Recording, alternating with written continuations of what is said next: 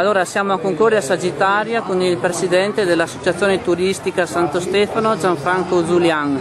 Oggi si disputa la 23esima gara delle battee. Ci può parlare di questa competizione?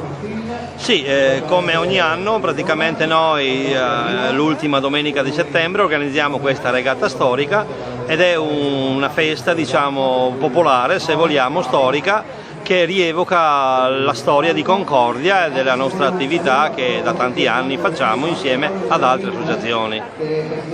In cosa consiste in pratica questa gara delle battee?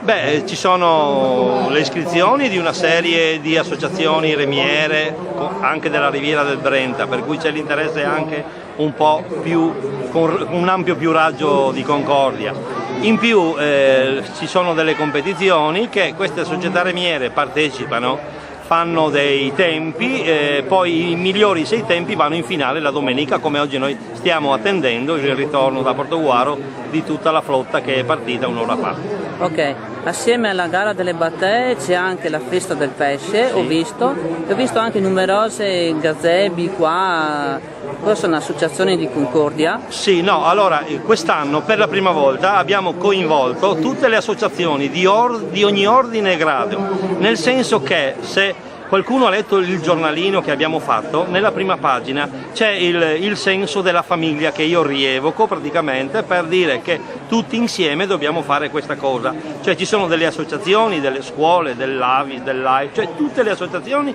hanno partecipato con i loro banchetti per rappresentare l'associazione, il lavoro che fa ogni associazione, insomma. Ecco, e questo è dato il senso della famiglia. Il senso della famiglia è proprio questo, coinvolgere tutti, perché tutti insieme siamo una famiglia e vogliamo continuare in questa strada.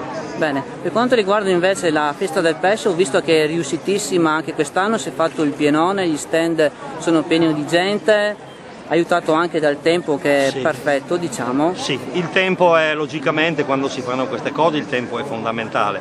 Quest'anno per la prima volta abbiamo ricevuto, diciamo, come ospiti gente di Trento, Belluno, Udine, anche un po' dall'Emilia Romagna. Questo è il senso della nostra manifestazione, che vogliamo aprire il raggio più ampio possibile con l'informazione che gli diamo attraverso il libretto e non solo. Quindi promozione del territorio, far conoscere la città di Concordia Sagittaria al di là delle sue antichità, sì. Diciamo, e anche riscoprire le tradizioni di Concordia. Sì, questo soprattutto, in particolare riscoprire le tradizioni di Concordia, che Concordia è un paese dove ha fatto la sua storia a suo tempo e continua a farlo. Ok, adesso attendiamo l'arrivo delle barche e ci risentiamo magari dopo. Grazie. Va bene, grazie.